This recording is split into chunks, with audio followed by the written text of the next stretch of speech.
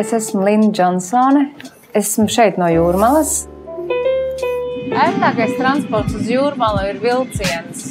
Man patīk būt šeit, kad šeit nav tik daudz cilvēku, kad es varu justies viena ar savām domām. Jomas iela man it kā atgriež bērnībā, kur bija visi veikali, visi restorāni, visi saldējumi un tā tālāk.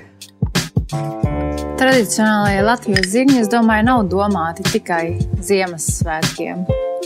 Dzintara meža parks tagad ir atjaunots atkal, un tur ir atrakcijas visai ģimenei.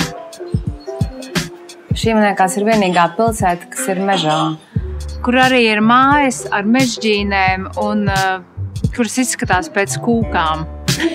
Es ilgi esmu dzīvojusi ārzemēs. Vienīgi Jūrmalā es jūtos kā mājās.